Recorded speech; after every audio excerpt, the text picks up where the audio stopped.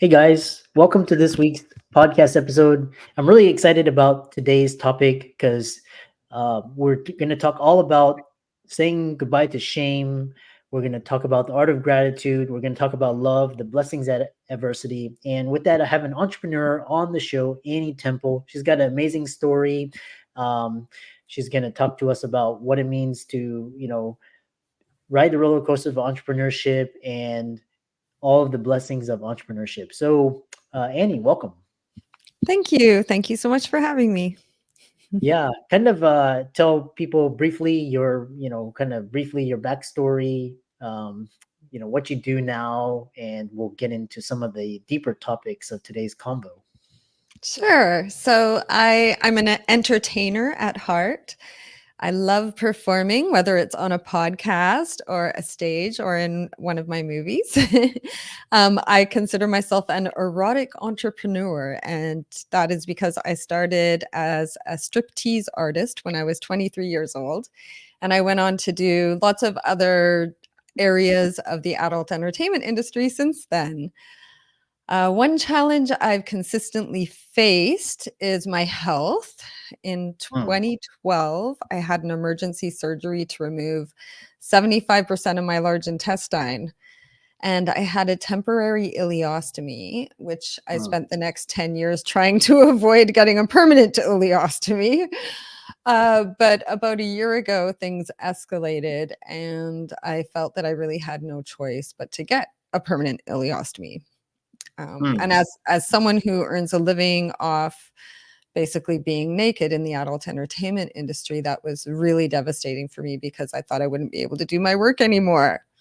Mm. So I quickly tried to create another business where I could keep my clothes on, being like an author, speaker, life coach, because I've been through a lot in my life and felt that I had a lot to offer people about mindset and facing your fears and that kind of thing. And I have a lot of friends and people that have always turned to me, and I thought, well, maybe this is an opportunity to turn that skill into something I can make money off of. And now I'm on the other side of that surgery, and surprisingly, I am still an erotic entrepreneur. My fans and my clients still think I'm beautiful, which surprised me and was really cool. But now I also have this other business where I keep my clothes on. And that's where I'm really focusing a lot of energy right now. So, yeah, thank you for having me. Yeah, it's interesting because you're full of energy and raw intellect. But the one thing that's interesting is because I have previous people on the show. One previous guest, she was a stripper, but then she realized that she needed to help people in the service industry, waiters, waitresses, bartenders, learn how to save their income, to get financially free so they're not, tied. And she wrote a book. It's like it's gone viral, which is, it's interesting how you take and basically one thing is shame. So we talk about shame, and for lack of a better word, we get shamed to death everywhere. So kind of you talk about goodbye to shame, hello happiness. What does that mean? Mhm. Well, I mean, shame is such a big part of the adult entertainment industry, not just for the people who work in it, but for the people who purchase in it. And I think our society has really stigmatized anything that has to do with sex or sensuality or even intimacy, which is so sad. But Mm, what happened with me is I had all of this, I actually internalized a lot of that shame when I first started exotic dancing, mm, stripping. But then I learned about a bunch of feminist sex workers who were writers, and the mm, first book I was introduced to was called Whores and Other Feminists. And I was so surprised that there was an so many intelligent, incredible people in our industry out there that were speaking out. And mm, I was excited about that, and it made me feel like I could have permission to enjoy my job and to like my customers. And so that mm, began me. That got me onto like a path and a life of being in the adult entertainment industry and enjoying it and embracing it. So mhm, I was able to really stop internalizing that shame But Mhm. then on the other side of the coin, there were the clients or the customers, for instance, in the strip club, who would have trouble making eye contact or who would apologize because they felt bad for being there, and it's the same thing in so many of the different situations where a person is purchasing intimacy or purchasing some kind of relationship with someone that in our society is considered taboo. And there's a lot of shame with that too, which I feel is very sad, because the Mm, majority of the time, I believe people are really just seeking something that's missing in their lives, and they shouldn't feel bad about it. mm. Yeah, I love that. One question I have is because I traveled to Canada and Europe and Asia, and they're actually very open about their sexuality. It's not taboo. People own up, and but then why is there such a dichotomy here? They basically say there's double standard between male and female, and you can't do this and that, but then it's kind of idolized and glorified on TV and all these media. So why do we have such mixed messages here in the West? I'm not really sure, and it really makes me sad. I was just thinking about how I feel like what our society tells us is right and wrong is not necessarily what general public really feels is right and wrong. And I feel like a lot of us try to fit into this idea that we're taught, and it's difficult because none of us actually really believes it in our hearts. Like, for instance, I'm from Canada, and in Canada, even though we have laws that criminalize clients of sex workers, when you ask the general public, all of the polls come back saying that the majority of Canadians support decriminalizing sex work. So what our society is kind of pushing on us and how most people really feel, I think, is two different things. And even like in 2007, I coordinated an event that we had trouble finding an organization that would accept our donation. Mm, And when that got out into the news, the tremendous amount of support that came from the public was just eye-opening. We as people in the exotic dance industry, we couldn't believe that people were so supportive and open-minded, and our society had made us believe that we were really, ostracized, but we weren't as much as we thought. yeah.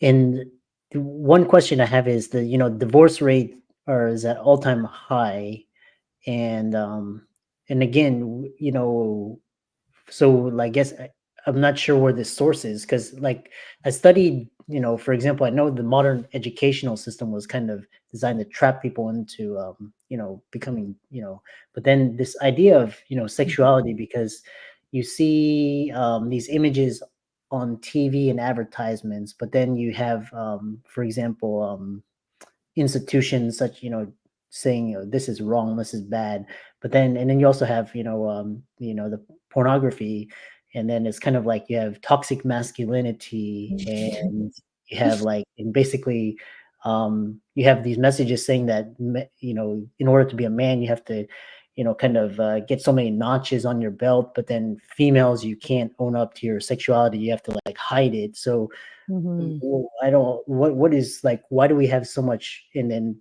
how does that correlate with that divorce? Like, the problem with relationships, loneliness today.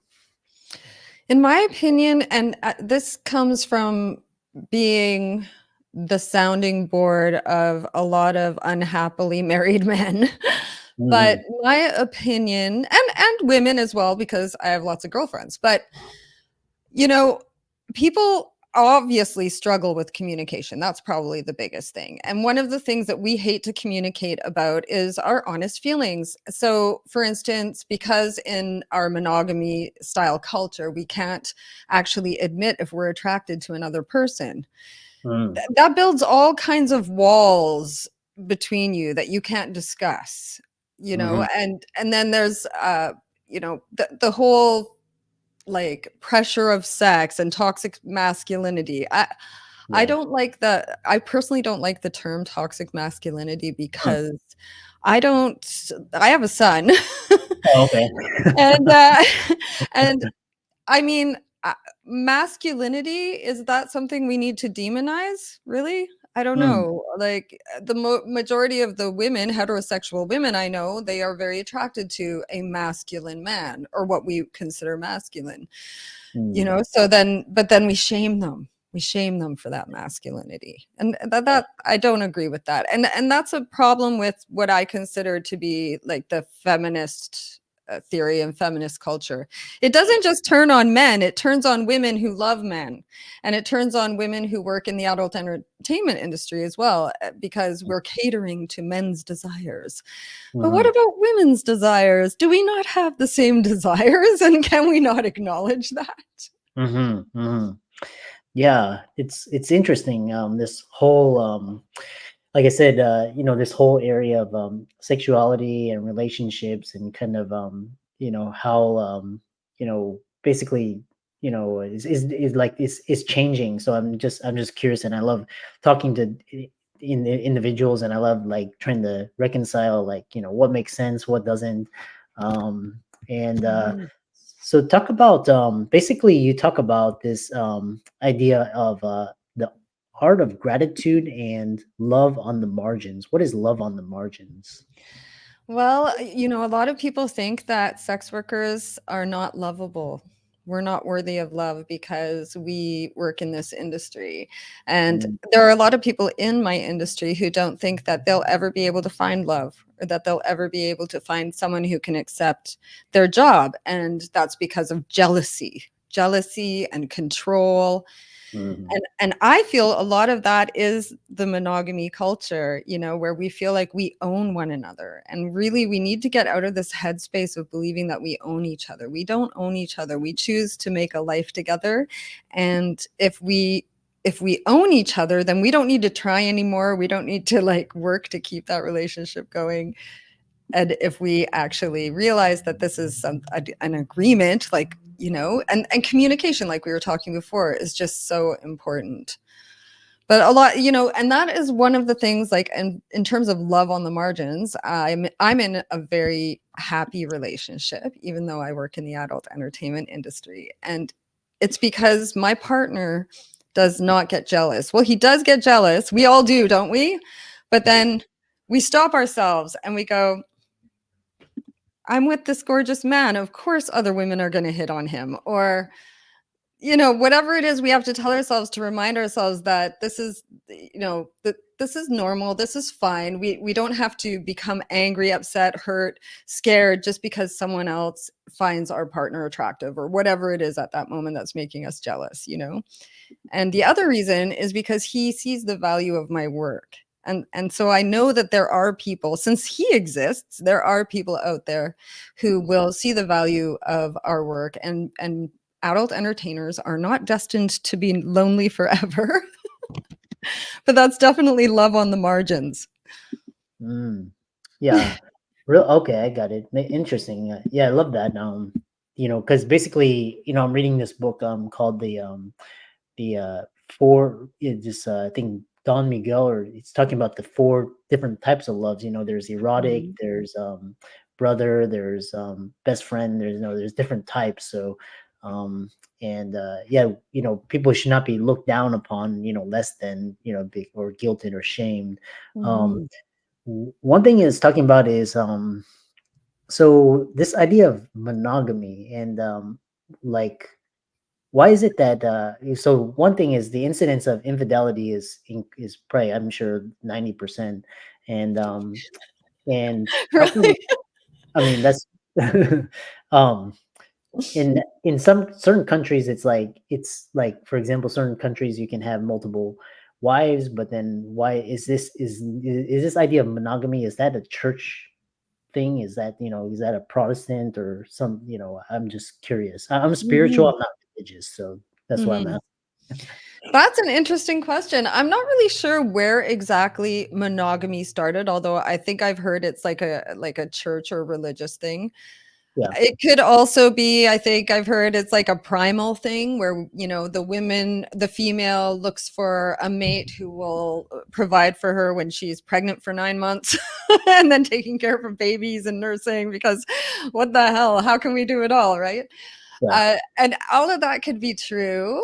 I'm not sure, but I do think that it's an issue of realizing that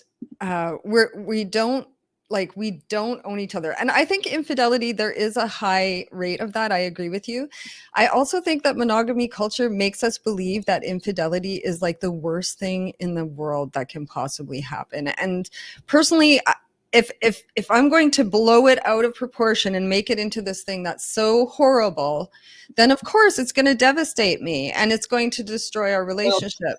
But if you can recognize that it's that someone can have an affair or have a relationship with someone else and it doesn't change their feelings for you, mm, which is the truth, because most cheating, it has nothing to do with the person that is being cheated on.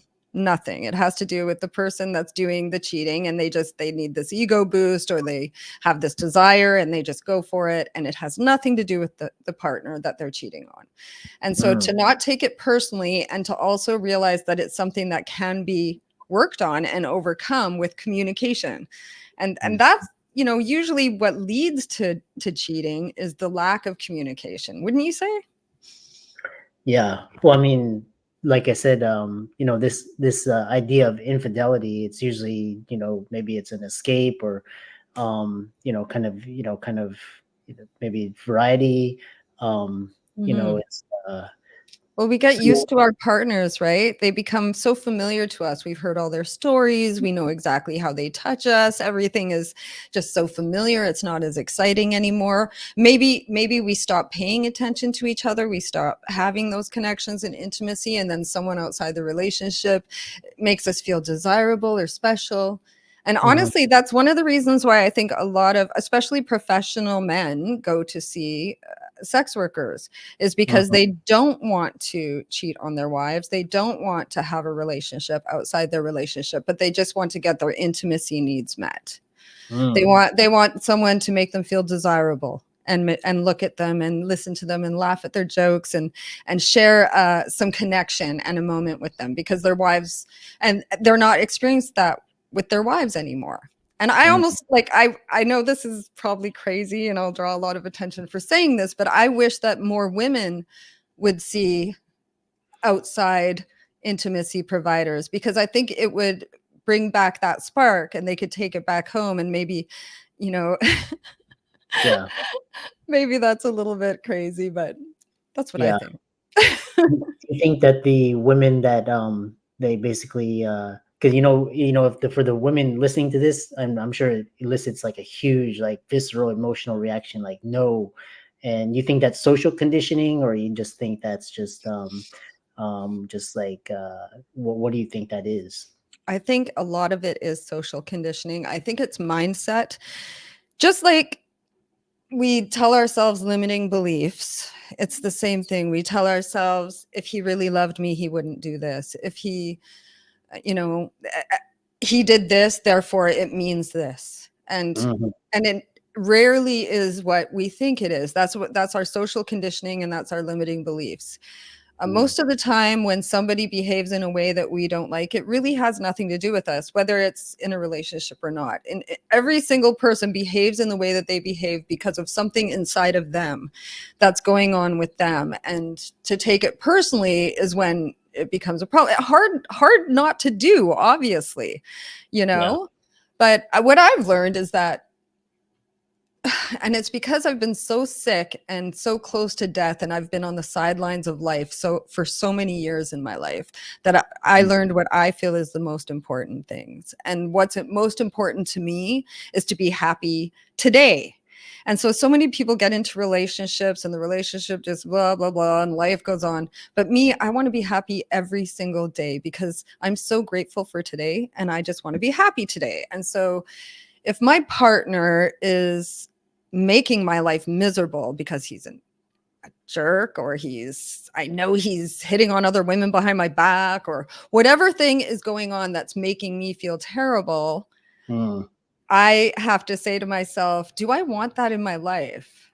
mhm, And if I don't want it in my life, then I either have to fix it or I have to remove it. And it's mm, not someone else's responsibility to make me happy. It's my responsibility. mhm, And so in the case of, say, like, and it's happened with my current partner, where for one reason or another, we grew apart and we did break up for a time. Mhm. And it was just, instead of being like an angry thing, like, how dare you disappoint me? How dare you fail me? How dare you break my heart? It was Mhm. more, I'm so sad that, we have all this, sadness that's occurred between us, and I need to let go with love now. I love Mm. you. I'm letting you go. I can't have you in my life anymore. And Mm. letting go with love instead of anger and hate. And then blessing them, be like, I'm so glad I had that person in my life for the time that I had them. And I'm Mhm. just going to keep moving on. And then what I realized, because my partner, because we got back together, is, there's no rules. I used to think exes are exes for a reason. Well, in the case of my current partner, I'm so glad that we gave it another shot, because, we weren't really done with each other. I was just setting a boundary. And Mm. everyone does need to set boundaries. And one of those things when you set boundaries is being able to let go with love, if you want to do it in a healthy way. And I learned that from just learning what was most important in my life. And really what's most important is our relationships. Mm. Yeah, and sometimes it's timing too. Sometimes, your Mhm. season and then you have to learn something and then you come back. So your views on monogamy, is it basically, stay single, or because now these days, more of the younger generation, they have partners, but they don't get married. They live Mhm. together. I know a couple of my friends, they're in polyamorous, relationships, or Mhm. it's and then what you were describing is like, so these traditional concepts where you dated and then you get married and you have kids and you have this perfect picture life, but that's actually not. A lot of people live different lives. In Mhm. people make their incomes in different ways. So kind of expand on that. Um, I feel like I'm not really sure where you're going with that question, but I feel like people, as far as monogamy goes, what do Mm, I think about, what do I think people should have monogamy? I think that was your original question. I think, like, I love monogamy in the fact that I love that I can feel safe to have unprotected sex with my partner, and I can uh, know that they're there for me, and we're a team. And I love monogamy in the way of it being an agreement that you both agree on because you both want it. But it becomes a problem when it's not what you both want and you're just pretending that's what you want. And so I also feel like it, because the relationship goes up and down. So my partner and I, we've gone through periods where we really only wanted to be with each other, and then we've also gone through periods where we want to spice things up a little bit. So one of us might go see a professional provider, or we might both go see a professional provider. But this is just something that is comfortable for us. We don't want to go and cheat. We don't want to be in a relationship with someone, the neighbor or somebody that's going to try and break us up or get jealous, and there's going to be all this. But we just want to spice things up a little bit. And I think the only reason we really ever were able to come to that conclusion, the two of us, was because of the work that I'm involved in, and we have a more expanded idea of sexuality and intimacy. And we also both recognize that you can experience an intimate experience with someone, and it doesn't take away the love that you have for your significant other. And it also doesn't mean that you love them any less, or that you are disrespecting the person that you're having the intimate experience with either. So, once you know that, and for me, like, if someone cheated on me, I could put it into the context of, well, I know, even though it's not something I've done, I know that I could cheat mm, and it wouldn't change my feelings about my partner. And so knowing that, I have to give them the same respect to know that they could potentially cheat and it doesn't change their feelings about me. And it has really maybe nothing to do with me, except for maybe we need a little more excitement, or we need more connection, or maybe we're drifting apart. mhm. Yeah, interesting. Kind of one question is, how do you feel about the people who purchase your services? Like, do you interview them like or you just, they Mhm. basically, I'm just curious. Yeah. Well, anyone that I see in person, I'm very very into screening, which is basically just making them jump through some hoops to make sure that they're not Mm. predators. Yeah. And in my experience, I've never had to deal with a predator so far, so I'm pretty lucky. But I've had lots of incredibly wonderful clients, and actually, just because I'm speaking to an audience of physicians, most likely, um, I used to have, because of all the medical stuff that I went through, I had some stereotypes and stigma towards doctors. And it was because of a doctor client in particular, but I had more than one, but one in particular, that I was able to kind of deal with that and face that and get through it, and see doctors again as people that were on my side and people I could trust. It's, you go through traumas and it messes you up and then you heal again, right? Yeah. Yeah, it's just interesting because because you were talking about, some people go just, like I said, it may not be about their partner, or maybe they need some, something else. And so I just curious, the people that, purchase yours. Then the final question is, what scares you about the world today, and how can people contact you, follow you? It was a really interesting conversation. Thank you. What scares me about the world today is cancel culture. I am scared of cancel culture, especially because I've been speaking out about things that now are a lot more acceptable. But 20 years ago, when I first started speaking out about it, it wasn't. And if we had cancel culture back then, I would have likely been canceled. But now, a lot of what I talk about is a little bit more mainstream, and so it's not so bad. But there are a lot of things that I feel strongly about, and I think people in the world feel strongly about, that we should be able to talk about, and we shouldn't fear that we're going to get canceled or kicked off a platform or a content warning or anything else. That's just a very strong feeling I have. In my industry, especially, I feel like one of the things I always loved about the adult entertainment industry was that I could be myself. And so I see it heading in a different direction these days, and people feeling the need to police each other's speech, and me being scared to say the wrong thing in my own community. And I don't personally think that that is a good way for the world to head, because freedom of speech. Yeah. Yeah. And how you can contact me, you can find me at annietemple.com. And I also have a website, tntannie.ca. That's for my adult entertainment stuff. Yeah. And for all the audience out there, let's thank Annie for coming on. Really insightful. Like I said, I'm always trying, I don't like, I'm kind of weak in the spirituality, the masculinity, the relationship. So I'm trying to, get more, insights, the other stuff and so all of Annie's resources will be in the links and show notes. And with that, thanks so much for coming onto the podcast.